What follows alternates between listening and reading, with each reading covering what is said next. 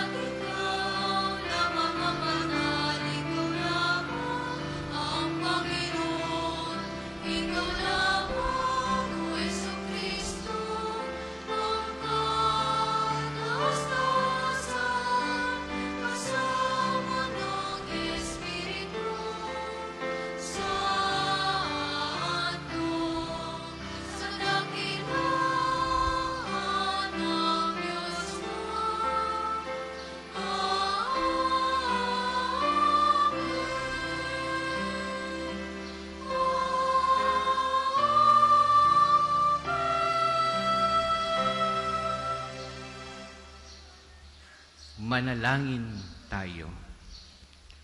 Ama naming makapangyarihan, lakas loob ka naming tinatawagan, sa ngalan mo Ama naming banal. Sa kalooban namin ay panahanin mong lubos ang iyong Espiritong sa aming kumukupkup upang sa lupaing ipinangako kami makapasok. Sa pamagitan ni Jesucristo kasama ng Espiritu Santo, magpasawalang hanggan. Amen. Tayo po ay magsiupo.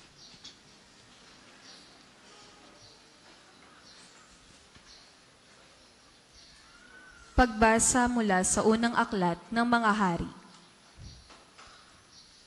Noong mga araw na iyon, si Elias ay mag-isang pumunta sa ilang. Pagkatapos ng maghapong paglalakad, ay naupo siya sa lilim ng isang puno ng retama at nanalangin ng ganito: Panginoon, kunin na po ninyo ako. Ako po'y hirap na. Nais ko na pong mamatay. Pagkatapos, nahiga siya at nakatulog. Ngunit dumating ang isang anghel. Kinalabit siya at ang sabi, Gising na at kumain ka. Nang siya'y lumingon, nakita niya sa may ulunan ang isang tinapay na niluto sa ibabaw ng mainit na bato at tubig sa isang sisidlan. Kumain nga siya at uminom. Pagkatapos ay nahiga uli. Ngunit bumalik ang anghel ng Panginoon. Kinalabit siya uli at sinabi, Bumangon ka at kumain. Napakahaba pa ang lalakarin mo. Kumain nga siya uli at uminom at siya'y lumakas.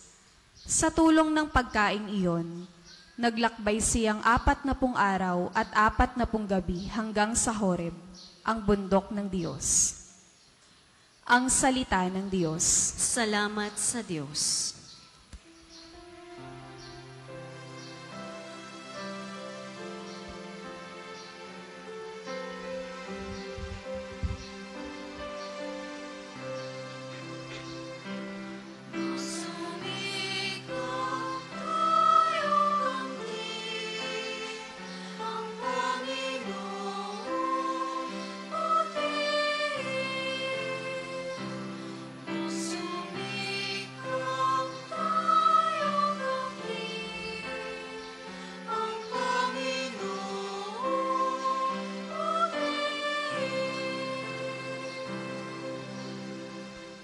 Panginooy aking laging pupurihin.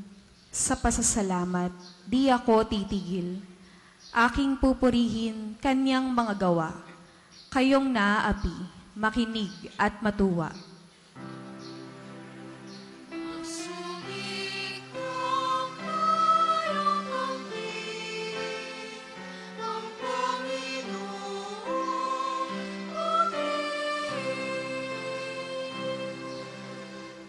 Ang pagkadakila niya ay ihayag, at ang ngalan niya'y purihin ng lahat.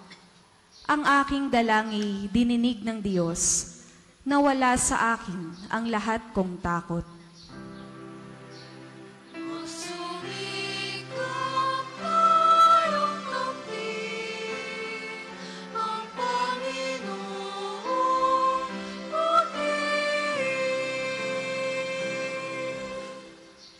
Nagalak ang aping, umasa sa kanya, pagkat di nabigo ang pag-asa nila. Tumatawag sa Diyos ang walang pag-asa, sila'y iniligtas sa hirap at dusa.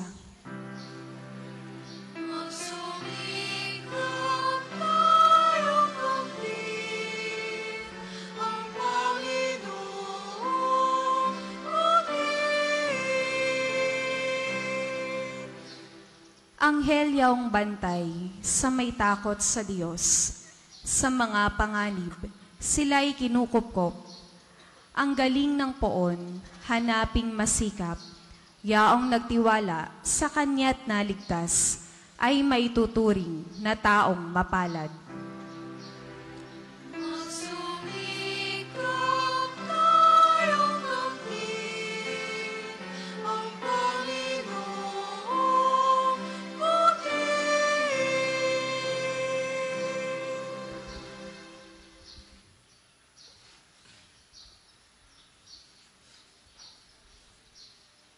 Pagbasa mula sa sulat ni Apostol San Pablo sa mga taga-Efeso.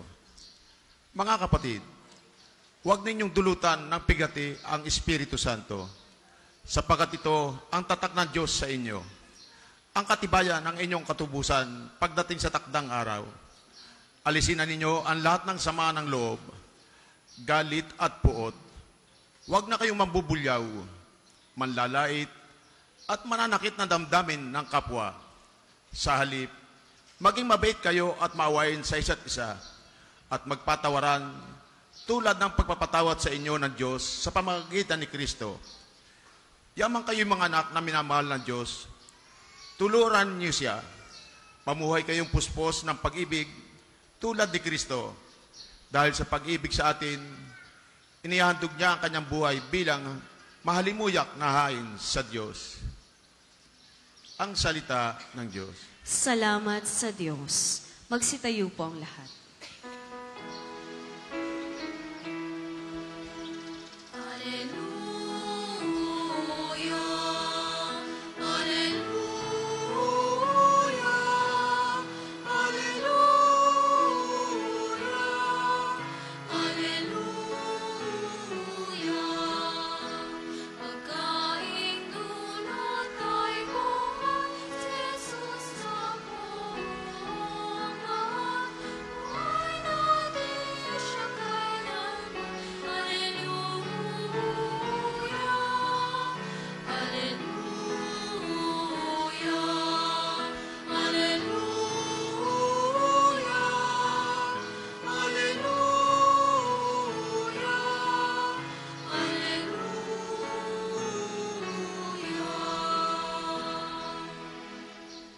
Sumainyo ang Panginoon. At sumainyo rin.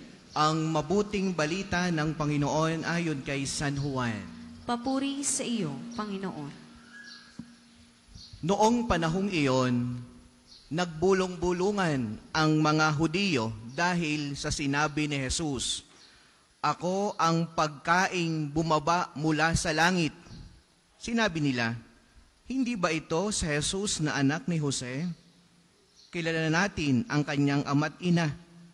Paano niya ngayong masasabi, 'Bumaba ako mula sa langit'?" Kaya't sinabi ni Jesus, "Huwag kayong magbulong-bulungan. Walang makalalapit sa akin malibang dalhin siya ng amang nagsugo sa akin. At ang lalapit sa akin ay muli kong bubuhayin sa huling araw." At nasusulat sa aklat ng mga propeta, "At silang lahat ay tuturuan ng Diyos. Ang bawat nakikinig sa Ama at natututo ay lalapit sa akin. Hindi ito nangangahulugang may nakakita na sa Ama. Yaong nagmula sa Diyos ang tanging nakakita sa Ama. Sinasabi ko sa inyo, ang nananalig sa akin ay may buhay na walang hanggan. Ako ang pagkaing nagbibigay buhay. Kumain ng mana ang inyong mga ninuno nang sila'y nasa ilang, gayon may namatay sila. Ngunit ang sinumang kumain ng pagkaing bumaba mula sa langit ay hindi mamamatay. Ako ang pagkaing nagbibigay buhay na bumaba mula sa langit.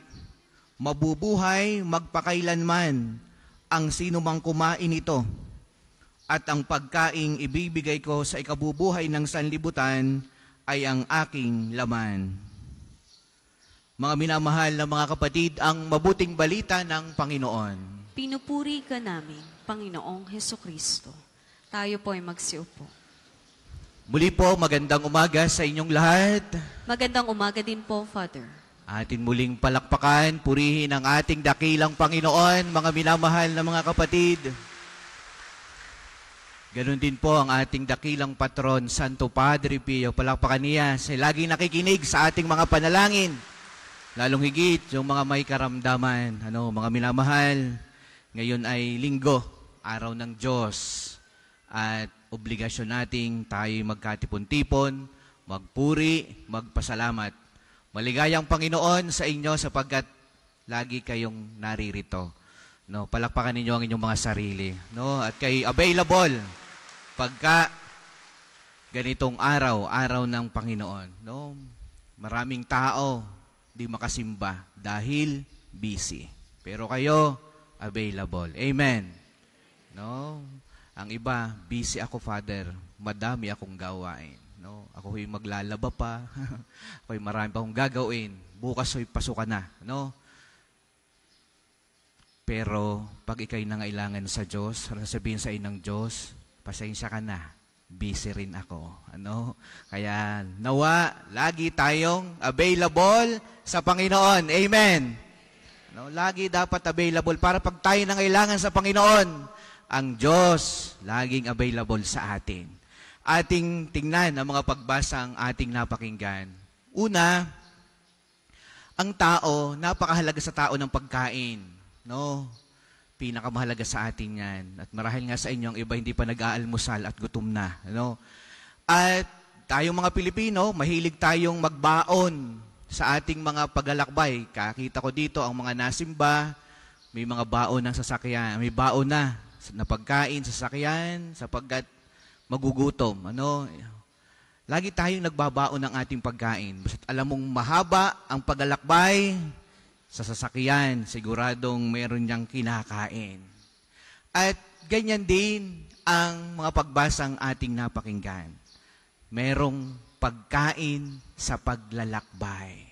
Sa unang pagbasa, narito mula sa aklat ng mga hari, narito ang isang dakilang propeta, si Elias. Siya ang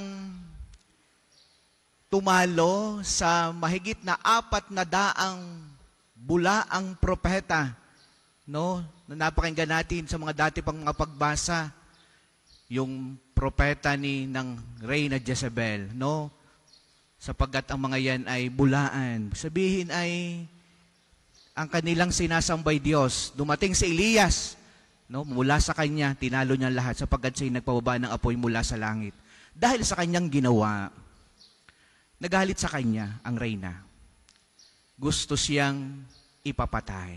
Kaya anong ginawa niya? Nagtago. Naglakbay. At sabi niya sa kanyang sarili, ayaw ko na. Bakit ganito ang sinapit ko? No? Sa isang dakilang propeta, sabi niya, ayaw ko na. Hirap na ako.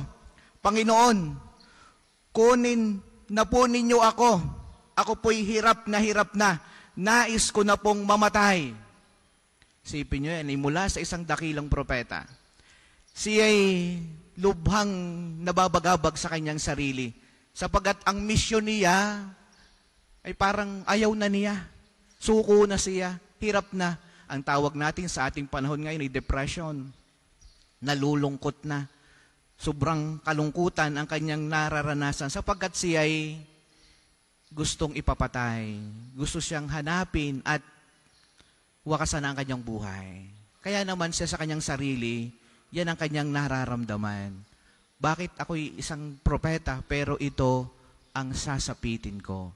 Kaya anong sabi niya? Gusto ko nang mamatay. Anong ginawa ng Diyos sa kanya? Nung nasa lowest point ng kanyang buhay, ang Diyos nagpadala ng anghel. No? Sa akala niya, pag ako'y tumulog at hindi kumain at hindi uminom, ako'y mamamatay. Yun ang kanyang ginawa. Siya'y tumulog na lamang sa ilalim ng puno ng retama. Humiga na lamang doon, hindi kumain, hindi uminom. Hayaan na lang siyang, sabi sa kanyang sarili, hayaan akong mamatay dito. Pero ang Diyos nagpadala ng anghel. Nagluto ng isang tinapay sa mainit na bato at siya'y ginising. Bumangon ka. Kumain ka. Pagkakain niya, anong kanyang ginawa? Tumulog uli. Depressed pa rin. Malungkot pa rin. Tumulog uli. Ang anghel nagluto uli ng pagkain.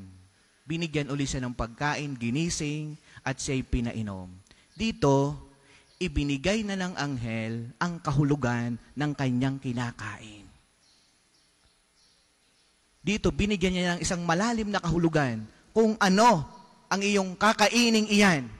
Bumangon ka, uminom ka, kumain ka, sapagkat yan ang gagamitin mo sa iyong mahabang paglalakbay.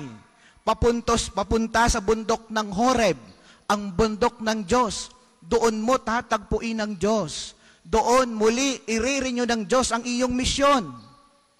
Kumain ka nang lumakas ka. Ang pagkain yan ang magbibigay ng lakas sa iyo sa loob ng 40 araw at 40 gabi na iyong gagawing paglalakbay. Bumangon ka. Dahil sa pagkain yan, magiging matatag ka, magiging matibay ka, at makakatagpo mo ang Diyos sa bundok ng Horeb. Anong ginawa niya? Kumain.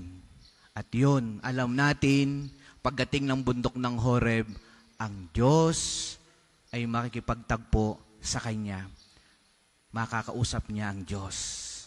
At muli, ibibigay sa kanya ang panibagong misyon. Lalakas muli siya. Lalakas muli ang kanyang espiritu. Mga minamahal na mga kapatid, marahil ganyan tayo ngayon. Sa sobrang hirap na ng pinagdadaanan, kita rin nyo, ito'y dakilang propeta. Ito'y nakakausap ang Diyos. Ito'y matibay. Pero dumating sa lowest point ng kanyang buhay na depressed. Pero hindi pinabayaan ng Diyos. Tayo din ay ganyan. Tayo nakakaranas ng kalungkutan. Nakakaranas tayo ng matinding parabang tayo'y pinabayaan na ng mundo, na parabang tayo'y nag-iisa. Pero, ang Diyos, hindi tayo pinababayaan. Laging ang Diyos ay nandyan. Meron siyang ibinibigay sa atin para tayo'y lumakas. Pinakakain niya tayo. Ang Eucharistia, si Jesus, yan ang pagkain nagpapalakas sa ating kaluluwa. Kaya kapag lagi kang malayo sa Diyos, talagang manghihina ka. Sapagkat dapat ang iyong kaluluwa matibay at matatag. Sa Jesus ang ating pagkain. Siya ang ating magiging pagkain sa mahabang paglalakbay ng ating buhay. No? Mahaba ang ating nilalakbay na buhay na ito. Pero, sa ikalawang pagbasa, narito yung mga nagpapahina sa tao sa ating paglalakbay na wag nyo daw babaunin. Sabi ni Apostol San Pablo sa mga taga-Epeso, no? Alisin ninyo ang lahat ng sama ng loob. Yan ang wag nyong gagawin. Babaunin sa inyong paglalakbay sa buhay na ito. Sama ng loob, galit at puot. Huwag na kayong mambubulyaw, manlalait, mananakit ng damdamin ng kapwa. Sa halip, maging mabait kayo at maawain sa isa't isa. Mga minamahal na mga kapatid, kaya tayo humihina sa ating paglalakbay, marami tayong baong-baong sama ng loob. Kaya tayo nalulungkot, kaya di-depress, ang ating binabaon ay sama ng loob, no? Galit, no? Kaya, anong sabi ni San Pablo? Magmahalang kayo. Magpatawadan kayo. Mag-ibigan kayo, no? Magpatawaran tulad ng pagkapatawad sa inyo ng Diyos, no? Magmahalan, no? Kaya nga mga minamahal na mga kapatid, iyong tingnan ang iyong sarili ngayon, sa iyong paglalakbay sa buhay mo ngayon.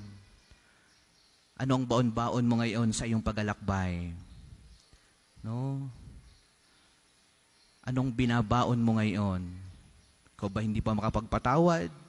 Ikaw ba hindi nagmamahal? Wala kang pakialam sa iyong kapwa? No? Anong baon mo sa iyong paglalakbay? Sa tingin mo ba makakarating ka sa Horeb? Sa bundok ng Diyos? Sa mabuting balita, narito si Jesus. Ang kanyang paalaala sa atin, pahalagahan natin itong paglalakbay na ito ng buhay ng tao. At ang paglalakbay na ito ay hindi lamang sa buhay na ito, kundi hanggang sa buhay na walang hanggan. Ang buhay ng tao ay hindi lamang dito. Kaya nga, kung ang iyong paglalakbay ngayon na ginagawa, alam mo sa isip mo, isang araw, baka hindi ako dumating sa buhay na walang hanggan sa piling ng Diyos. Sinong babaunin mo sa iyong paglalakbay? Si Jesus. Yan ang pagkaing nagbibigay buhay at dadalhin ka hanggang sa buhay na walang hanggan. Kaya nga mga minamahal na mga kapatid, ang pagkain natin ng ating kaluluwa, ang Eucharistia. No? Kung alam mo sa puso mo na ikaw ay sa mabigat na pagkakasala, ihanda mo ang iyong kaluluwa. Ihanda mo yan na matanggap mo lagi sa Jesus sa komunyon. Kung ang iyong sarili, alam mo, nasa mga mabibigat na pagkakasala, magbago ka na. No? Kung hanggang ngayon, ikaw ay may mga kasalanang itinatago pa rin, pagsisihan mo na. Hindi yan magdadala sa iyo sa bundok ng Horeb para tagpuin ng Diyos. Mamamatay ka sa daan. Di mo aabuti ng Diyos. Mga minamahal na mga kapatid, kung sa oras na ito, marami kang lihim na kasalanan, baguhin mo ng iyong buhay. No? Magbalik loob ka na sa Diyos. At nang sa mga susunod na misa, alam mo, pag nangumunyong ka, malinis ka. Alam mo, sarili mo, utik-utik na akong nagbabago. No? At dahil alam naman natin, di tayo pababayaan ng Diyos. Ang mahalaga lamang sa tao, magsimula ka. Magsimula kang magbago. At mararanasan mo, katulad na nangyari kay Elias sa unang pagbasa, sa kanyang parabang sobrang hina na ng kanyang katawan, na kahit siya sa kanyang sarili, lungkot na, ang Diyos, nandun ang backup. Naroon ang kanyang assurance na ako ang iyong kumpanyon sa iyong mahabang paglalakbay. Hindi kita pababayaan. Hindi ka nag-iisa. Kaya, ang ating lamang gagawin, mga minamahal na mga kapatid, manampalataya kayo na pag ikaw ay nagbago, alam mo ang Diyos ay laging kasama mo. Sumasampalataya ako sa mga makapangyarihan sa lahat na may gawa ng langit at lupa. Sumasampalataya ako kay Jesucristo, iisang anak ng Diyos, Panginoon nating lahat. Nagkatawang tao siya lalang ng Espiritu Santo. Pinanganak ni Santa Mariang Birhen. Pinagpakasakit ni Poncio Pilato. Pinako sa krus, namatay, nilibing. Naog sa kinaroroonan ng mga yumao. Nang may 3 araw na buhay na mag-uli, umakyat sa langit, naluluklok sa kanan ng Diyos amang makapangyarihan sa lahat. Doon magmumulang paririto at huhukom sa nangabubuhay at nang matay na tao. Sumasampalataya naman ako sa Diyos Espiritu Santo, sa banal na simbahang katolika, sa kasamahan ng mga banal, sa kapatawaran ng mga kasalanan, sa pagkabuhay na mag-uli ng nangmatay na tao, at sa buhay na walang hanggan. Amen. Mga kapatid, lumapit tayo sa Diyos na ating Ama na nagkaloob sa atin ng buhay at ng pananampalatayang nagpapalakas sa buo nating katauhan. Buong pananampalataya na nahingi natin ang kanyang mga biyaya at pagpapala. Panginoon, dinggin mo kami. Panginoon, dinggin mo kami. Upang ang kauhawan ng mga mananampalataya, ang pagtanggap sa Panginoong Hesus, ang daan sa buhay na walang hanggan. At ito nawa ang maging buhay na tanda na ang simbahang katolika ay nakatuon sa aral ni Kristo. Manalangin tayo. Panginoon, dinggin mo kami.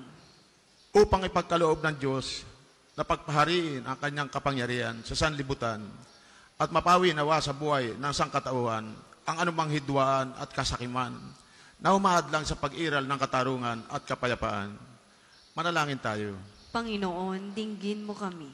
Upang mabiyayaan ng malalim na pananampalataya sa Diyos, ang mga kapatid nating dumaranas ng iba't ibang anyo ng pagdurusa at matamo nawa nila ang mga minimiting biyaya na magpapagaan sa kanilang mga dalahin at tiisin. Manalangin tayo. Panginoon, dinggin mo kami. Upang gawing nating sentro sa ating mga tahanan ang pananampalataya natin sa Panginoong Hesus at pagsikapan nawa nating maging karapat-dapat na tanggapin siya sa sakramentong nagbibigay ng kaligtasan. Manalangin tayo. Panginoon, dinggin mo kami. Ating ipanalangin sa Diyos ang mga biyayang ating hinihiling. Ama, ang lahat pong ito'y aming hinihiling sa pamamagitan ni Jesucristo kasama ng Espiritu Santo magpasawalang hanggan. Amen. Para po sa mga maghahandog ng sobre, pakihulog na lamang po sa busno.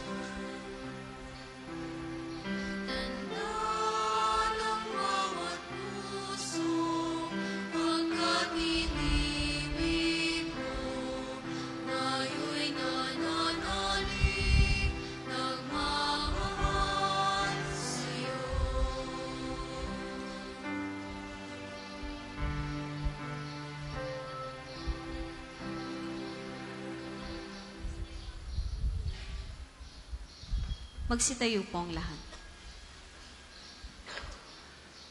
Manalangin kayo, mga kapatid, upang itong ating paghahain ay kalugdan ng Diyos amang makapangyarihan. Tanggapin nawa ng Panginoon itong paghahain sa iyong mga kamay, sa kapurihan niya at karangalan sa ating kapakinabangan at sa buong sambayanan niyang banal. Ama naming lumikha, kalugdan mo ang mga alay ng iyong sambayanan. Ang pinakamagandang loob mong ibigay sa amin upang maihain ay sa nawang gumanap ng iyong ginagawa upang kami ay tubusin. Sa pamagitan ni Jesucristo, kasama ng Espiritu Santo, magpasawalang hanggan. Amen. Sumainyo ang Panginoon. At sumainyo rin. Itaas sa Diyos ang inyong puso at diwa. Tinaas na namin sa Panginoon. Pasalamatan natin ang Panginoong ating Diyos. Marapat na siya ay pasalamatan. Ama naming makapangyarihan, tunay ngang marapat na ikaw ay aming pasalamatan. Sa pamamagitan ni Jesucristo na aming Panginoon, siya ay naging kapwa naming maasahan upang may mangunang umako sa pananagutan dahil hangad mong magbago ang kinamihas ng pagkakanya-kanya ng sangkatauhan, bunga ng pagkitiis, siya ay nanaig. At ang kamatayan ay kanyang nalupig, kaya't siya ang aming daan para aming masapit ang iyong tapat at maaasahang pag-ibig. Kaya, kaisa ng mga anghel, na nagkisiawit ng papuri sa iyo nang walang humpay sa kalangitan, kami nagbubunyi sa iyong kadakilaan. Santo, Santo, Santo.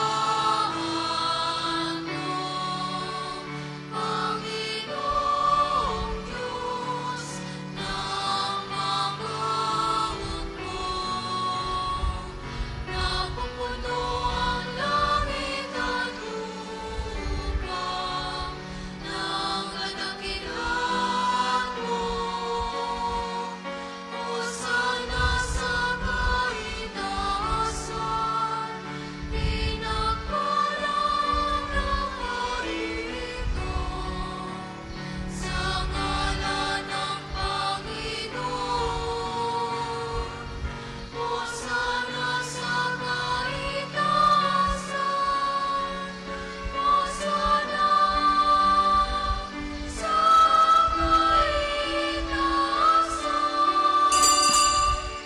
Kung hindi po kayang lumuhod, ay manatili pong nakatayo ng may paggalang. Ama naming banal, ikaw ang bukal ng tanang kabanalan. Kaya't sa pamamagitan ng iyong Espiritu, gawin mong banal ang mga kaloob na ito upang para sa amin ay maging katawan at dugo ng aming Panginoong Heso Kristo. Bago niya pinagtiis ang kusang loob na maging handog, hinawakan niya ang tinapay, pinasalamatan kaniya, pinagati-hati niya ayon, iniabot sa kanyang mga alagad at sinabi, "Tanggapin ninyong lahat ito at kanin. Ito ang aking katawan na ihahandog para sa inyo."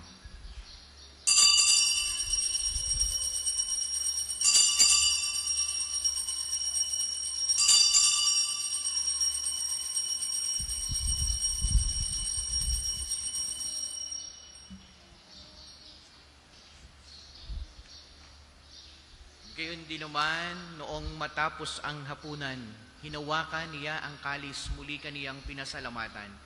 Iniabot niya ang kalis sa kanyang mga alagad at sinabi, "Tanggapin ninyong lahat ito't inumin. Ito ang kalis ng aking dugo, ng bago at walang hanggang tipan. Ang aking dugo na ibubuhos para sa inyo at para sa lahat sa ikapagpapatawad ng mga kasalanan. Gawin niyo ito sa pag-alaala sa akin."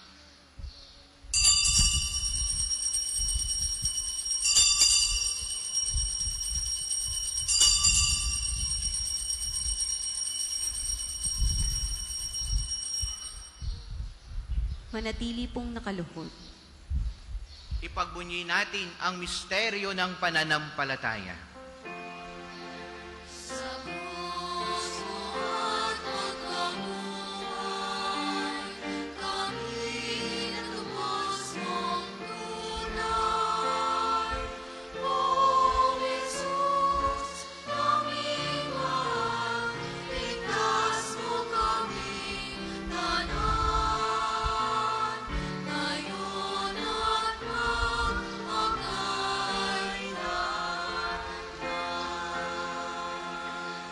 Ama, ginagawa namin ngayon ang pag-alaala sa pagkamatay at muling pagkabuhay ng iyong anak.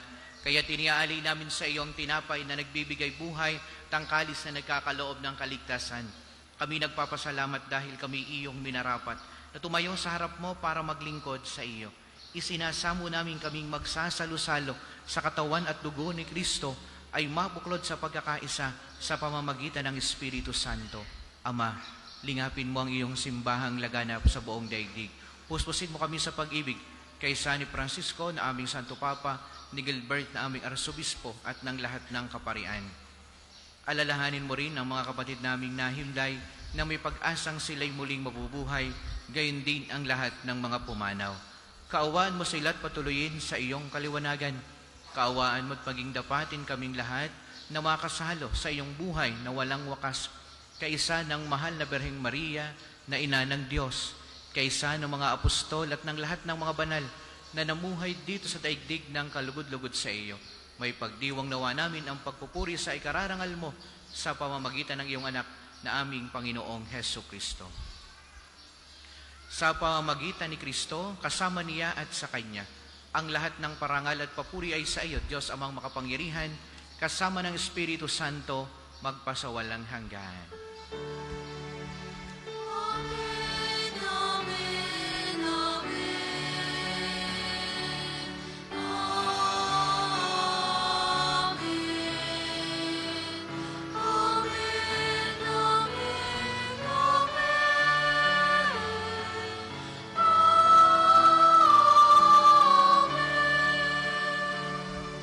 Magsitayo po ang lahat. Bilang isang bayang minamahal ng Diyos, sama-sama ngayon nating awitin ang Ama namin.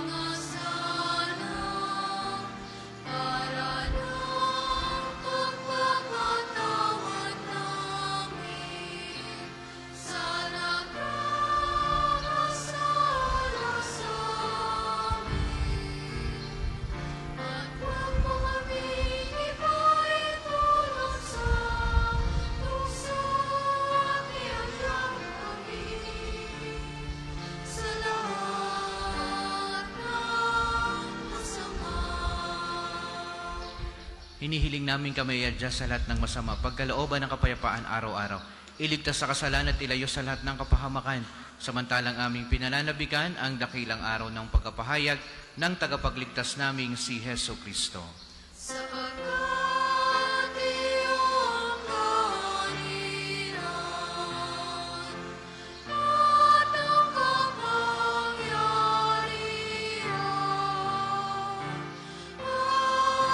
at ang kapurihan magkakailanman.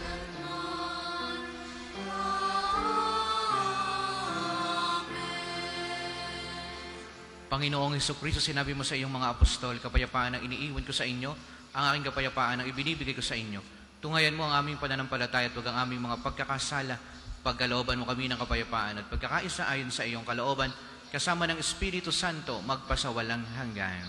Amen. Ang kapayapaan ng Panginoon naway lagi pong sumainyong lahat. At sumainyo rin. Magbigayan kayo ng kapayapaan sa isa't isa.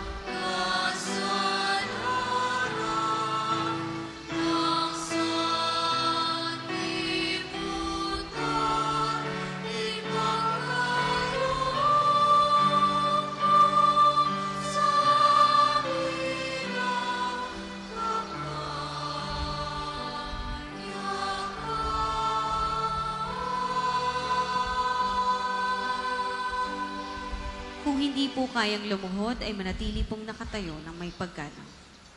Ito ang kordero ng Diyos, ito ang nag-aalis ng kasalanan ng sanlibutan. Mapalad ang mga inanyayahan sa kanyang banal na piging. Panginoon, hindi ako karapat-dapat na magpatuloy sa iyo, ngunit sa isang salita mo lamang ay gagaling na ako.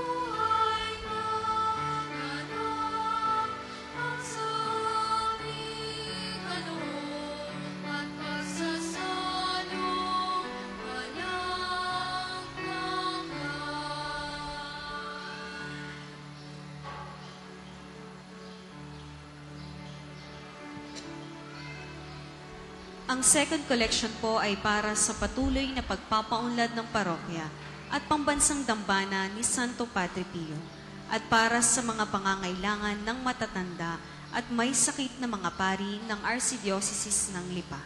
Salamat po sa inyong handog.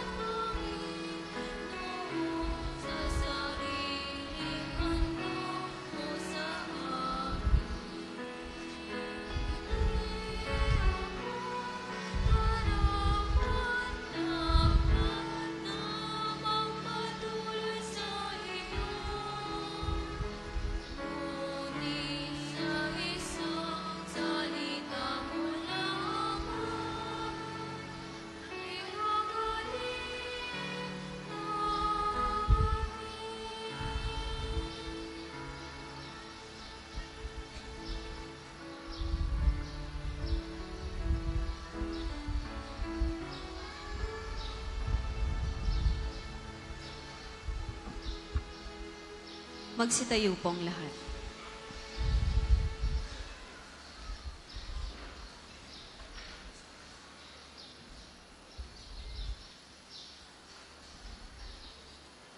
Manalangin tayo. Ama naming mapagmahal, ang pakikinabang namin sa piging na banal ay magdulot nawa sa amin ng kaligtasan at magtanghal sa amin sa luningning ng iyong katapatan. Sa pamagitan ni Kristo kasama ng Espiritu Santo, magpasawalang hanggan. Amen. Panalangin ng pagtitiwala kay Santo Padre Pio. Tayo pong lahat. Padre Pio, taga Pietrelcina, mongheng banal, pintakasing santo ng milenyong kasalukuyan, gabay namin sa pagtahak sa landasing makalangit, takbuhan sa pangangailangan, huwaran ng pagtitiis. Sa iyo namin inilalapit aming mga kagipitan. Sa iyo po ibinibilin kalusugan at kabuhayan.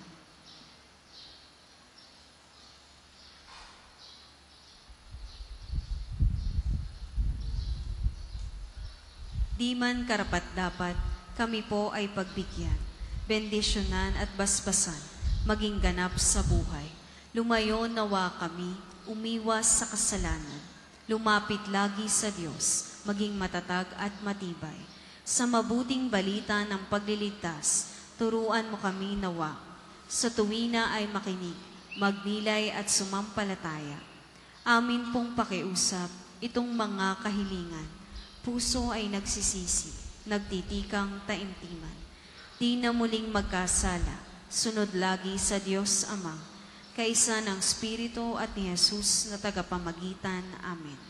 Ang lahat po ay magsiupo para sa ilang patalastas. Una, sa inyong pagdalaw sa pambansang dambana, mangyaring pakaingatan ng inyong mga personal na gamit. Hangad namin ang isang matiwasay at maayos na pagbisita sa National Shrine. Ikalawa, tanda ng katapatan at pagpapasalamat ng pambansang dambana sa inyong tulong at donasyon. Makikita niyo po sa ating screen ang total collections ng nagdaang linggo. Salamat po sa patuloy na kagandahang loob.